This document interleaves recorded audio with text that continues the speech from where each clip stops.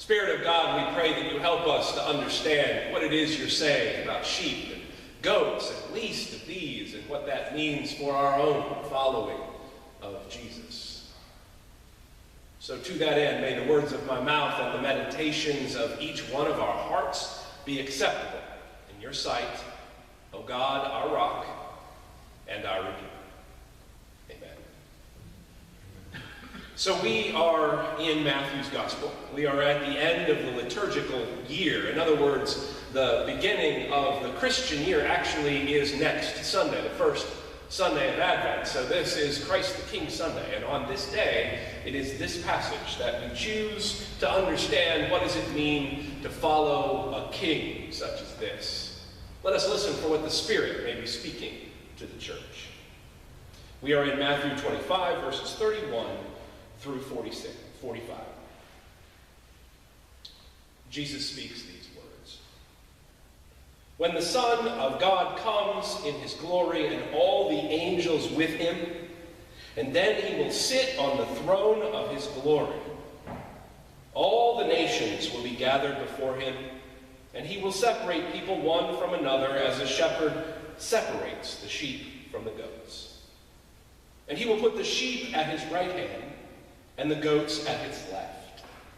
And then the king will come and say to those at his right hand, "Come, you that are blessed by my Father, inherit the kingdom prepared for you from the foundation of the world. For I was hungry, and you gave me food. I was thirsty, and you gave me something to drink. I was a stranger, and you welcomed me. I was naked, and you gave me clothing. I was sick, and you took care of me. I was in prison, and you visited me." Then the righteous will answer him, "Lord, when was it that we saw you hungry and gave you food, or thirsty and gave you something to drink? And when was it we saw you a stranger and welcomed you, or naked and gave you clothing? And when was it that we saw you sick or in prison and visited you?" And the king will answer them, "Truly, I tell you, just as you did it to one of the least of these who are members of my family, you did it to me." And then he will say to those at his left hand, "You that are accursed, depart from me into the eternal fire prepared for the devil and his angels. For I was hungry, and you gave me no food. I was thirsty, and you gave me nothing to drink. I was a stranger, and you did not welcome me. Naked, and you did not give me clothing. Sick and in prison, and you did not visit me." And then they will also answer, "Lord, when was it that we saw you hungry or thirsty or a stranger or naked or sick or in prison and did not take care of you?" And then he will answer them, "Truly I tell you, just as you did not do it to one of the least of these, you did not do it to me. And these will go away into eternal punishment, but the righteous into eternal life." This is the word of the Lord. Thanks be to God. I've begun to come to the conclusion that most mainline liberal Protestant folk, as they're often referred to, hate the judgment passages until we get to passages like this. We're uncomfortable with that sense of God's justice, but I have come to firmly believe that the injustice of the world demands some reckoning. So I'm not as uncomfortable as most folks might be. This vision is one that is fascinating and also frightening, and also, frankly, if you were reading closely, confusing. There's only one place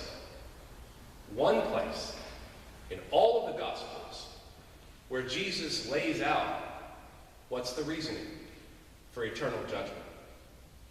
One place. And on this Christ the King Sunday, we use this passage to understand what does it mean when we talk about kings. We don't really have many anymore, except for those who are on welfare in England. I'll give you a minute on that. We don't have those kinds of people, but we do have billionaires in this country who direct this country like it's their own kingdom. So what does it mean for followers of to Jesus to talk about Jesus as a king. What would it look like to be Jesus as the 1%? How would he act in that setting? Maybe he wouldn't stay there very long. Anyway, here's what I want to focus on this morning. When the Son of God comes, he says, this is what keeps you in, and this is what keeps you out. Here's what he says. What matters to me is what you think about abortion, what you think about same-gendered marriage, and whether you are a registered Republican and strong on Second Amendment rights. But here's the sad part.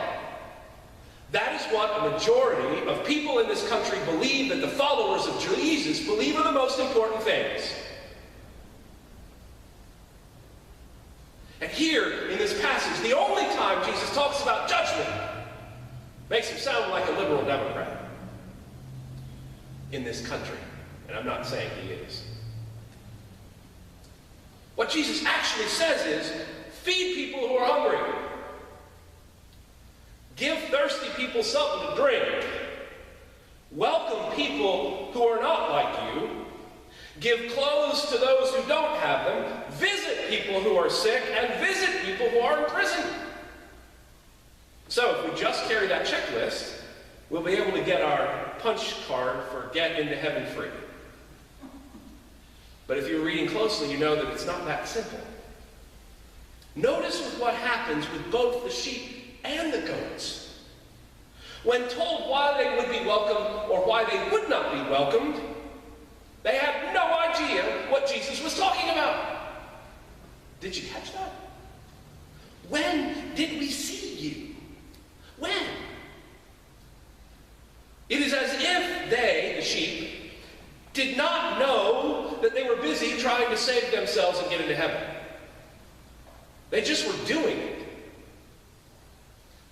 And it appears on some level, and maybe I'm stretching, but you'll have to make that decision yourself, that the goats, had they known that this was the gateway into heaven, they would have done it.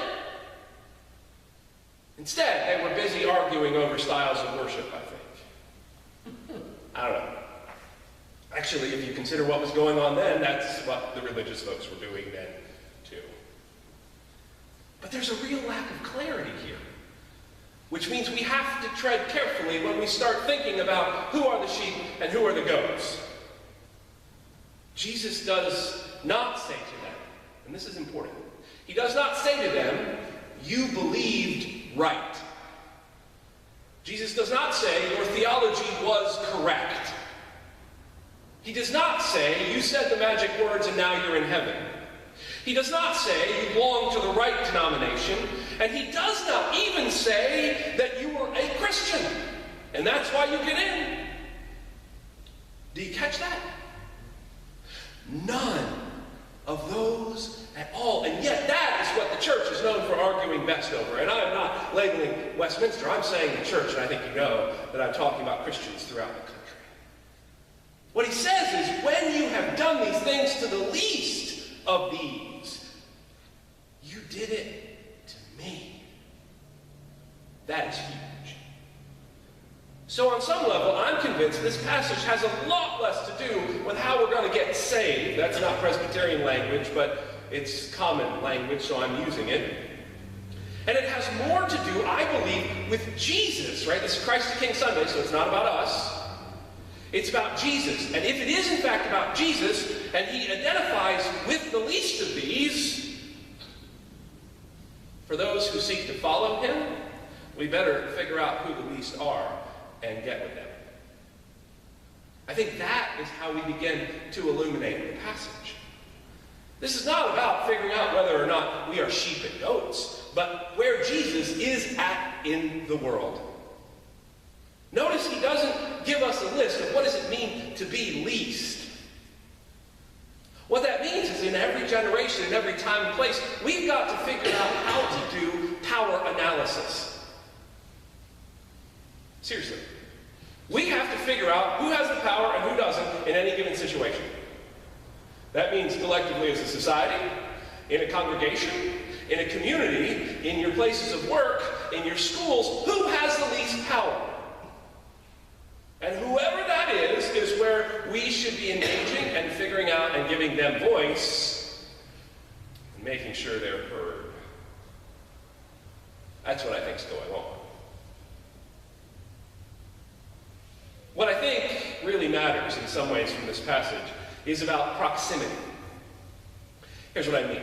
For those who were doing the feeding and the clothing and the visiting, etc., as they were doing it to the least, they weren't doing it simply as charity because it's nice to help those poor folks.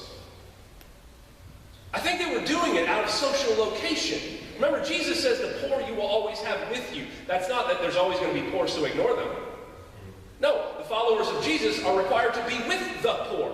With you, not underneath you as you're handing them a few scraps from the table, but with you, right? This is the crazy thing here. Now, if we know that to be true about the Gospels, those folks who were the sheep were just doing what was necessary with the people around them.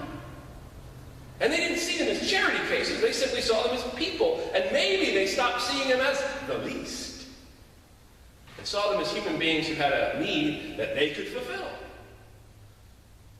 Now I'm going to go down the road here a little bit more. And I'll be careful here because it's easy to start labeling who we start thinking who could be a sheep and who could be a goat. We've got to suspend that. Because the truth is, at the end of the day, we all have the capability of being goats and sheep.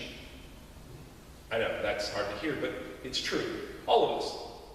So, and the goats. My guess is with the goats that they probably spent a lot of their life not even seeing the least. In fact, possibly making sure they didn't have to with fences and gates and exclusive communities and vacations and heavily armed security to make sure that they didn't have to see the least of these. So that when the Son of Man comes and says, you did it to the least of these, we didn't even see those people. Maybe I'm pushing it too far, I don't know. Because we have to be careful about easy identification. This passage is not asking us to identify. This passage is warning us and challenging us and hopefully giving us hope. But here's another thing we've got to think about in this passage. Yes, individual people are separated out, but notice at this is that all the nations are there, plural, right? So on some level, we have to say, notice this, that Jesus doesn't say, I'm going to bring all the individual people in front of me and I'm going to judge them. That's not what this passage says. What the passage says, I'm bringing the nations before me and I will judge them together. So that means some from some nations and some from others. So there's no favored nation status before God, period. Despite stories to the contrary. In this vision, right? It turns out that Jesus is judging nations. So it is not too far a stretch to say we ought to talk for a moment about public policy. Because we have to then ask some hard questions when we live in a country where so many claim it to be a Christian nation. If that is the title, then we need to say some things. So let's talk about food, the hungry, right? 1 in 6 people in America face hunger. 1 in 6. 20% of all households have food insecurity. That means they could not know where their next meal is coming from. 17.5 million households, and that number is growing. More and more people are relying on food banks and pantries while we gut all the feeding programs in the country. And the thing we know about this food piece, right? Jesus says if people are hungry, give them food. We know that the problem isn't food, it's that it's continued prevalence of poverty while we're dumping food. Dumping food. Spraying it with ammonia so that people don't take it out of dumpsters. When did we see you hungry? Water. Well, if you live in Flint, Michigan, you know what this passage is about. Or if you live in the shadow of the fracking that goes on so that we get cheap natural gas, you know what bad water is when you turn on the faucet and you can light it on fire. But when did we see you thirsty and not give you something to drink? Sickness. When did we see you sick? I mean, after all, we pulled all of your access for the children and the women and the working poor folk, we made sure to take away all their insurance so we didn't have to see them. When did we see them? And this is the big one. Prison. By age 23, at least a quarter of all youth in the United States, perhaps as many as 41%, have been arrested. The study done, first time since the 1960s, trying to figure out these numbers, right? 1 in 3 Americans have been arrested. 1 in 3 black males born today can expect to go to prison at some point in their lives. 1 in 6 Latinx peoples, and 1 in every 17 white men. We are a nation who incarcerates. 1 in 3 American citizens has been or is in prison.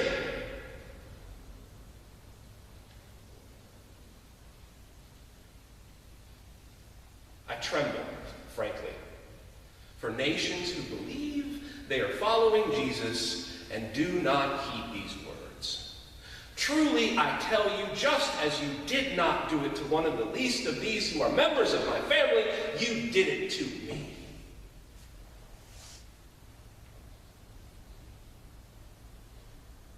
Stephen Colbert, some of you listened to his monologues, but back when he was the comedian on Comedy Central, made this basic comment, I'm paraphrasing, that we either have to decide that we're not a Christian nation, or that we just don't want to do what Jesus tells us to do. I think it was William Sloane Coffin that said, when you had difficult things to say, make sure you made them laugh, so they don't cry.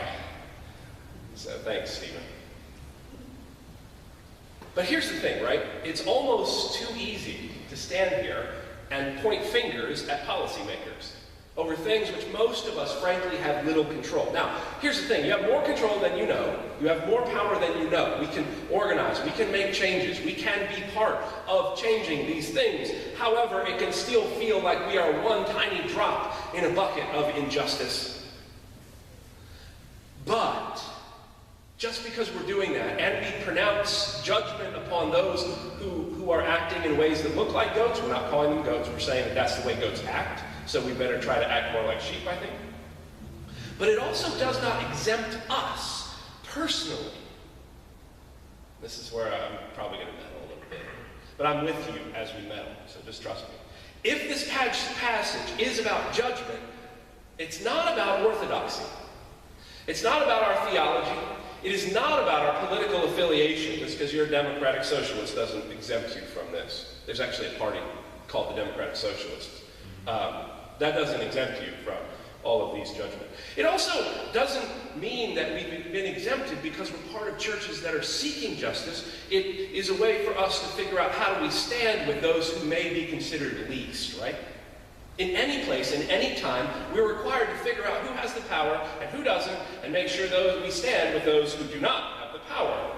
And to be in relationship and in proximity to the best of our ability.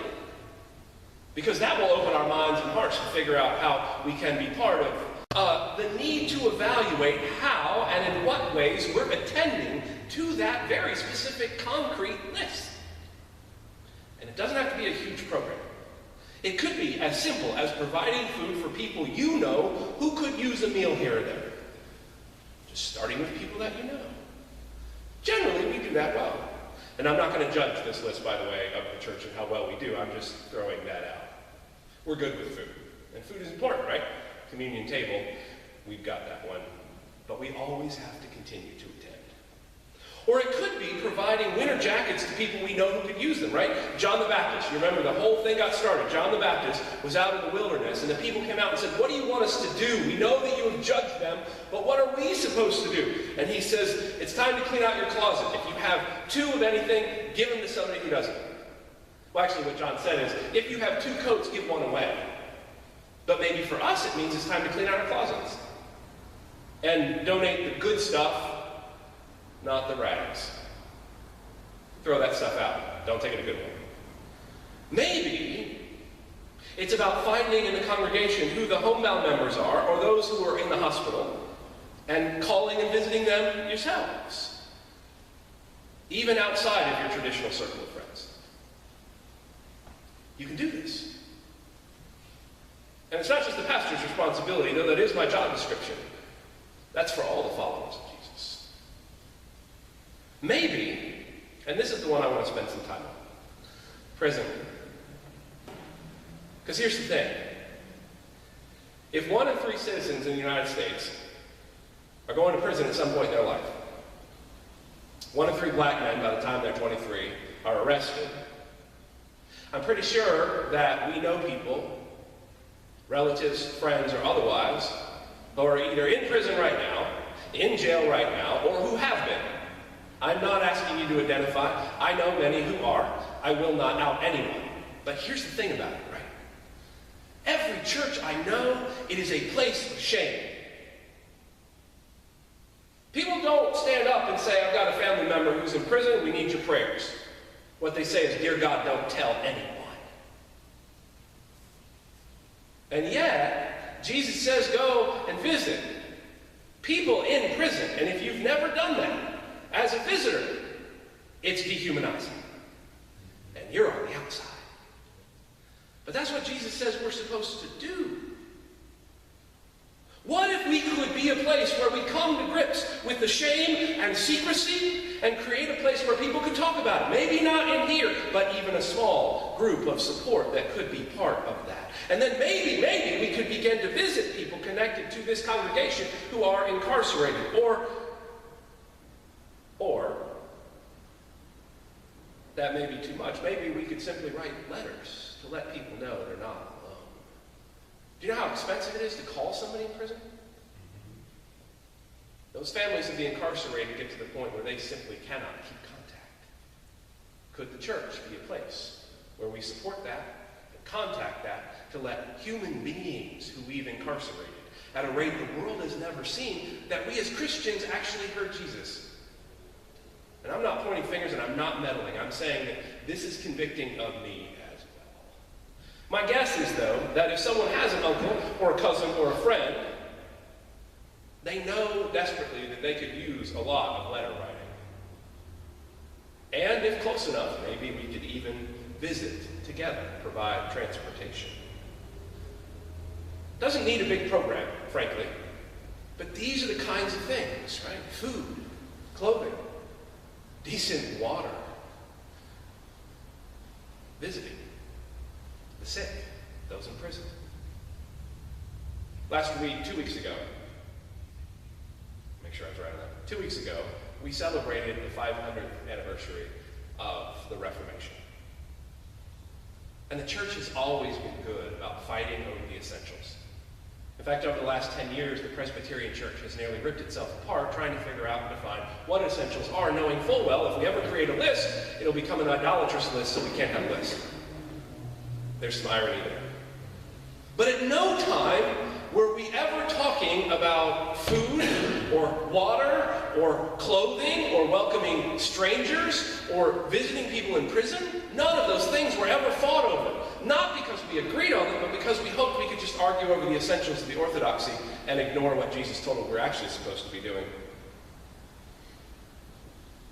Now, it feels like I'm beating you up, and I don't mean to say that. What I'm saying is that I find this passage ultimately empowering, because if you cannot feel that you can wrap your mind around the essential tenets and support all of the confessions of the Presbyterian Church, or believe everything that you hear on a Sunday morning or in the Bible, you can do these other things.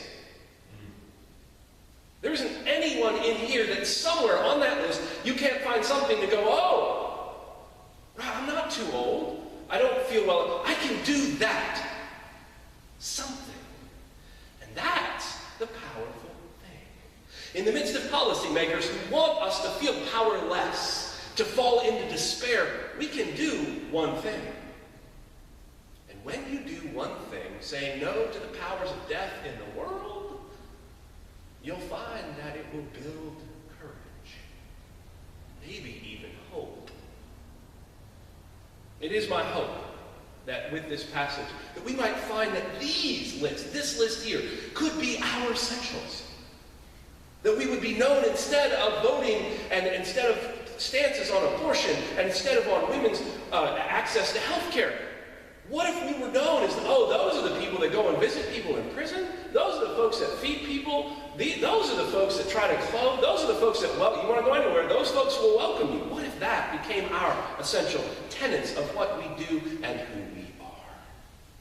Not because we want to save ourselves, but because we want to claim, or because we want to claim the mantle that, well, we're sheep. But because on some level, we know each one of us has been set free through the faith that has been given to us through the Holy Spirit. And because we have found transformation in our own lives, we know that that transformation will never be complete until we are seeking liberation for all. All of our lives are bound together. And what Jesus is saying, when you know that, when you focus on that, you'll do these things. Not because you're trying to get a hall pass into heaven, but because that's your neighbor. That's somebody you know who needs something you have. And the day's going to come where they're going to have something you need. That's the simplicity and the groundedness of our Christian faith.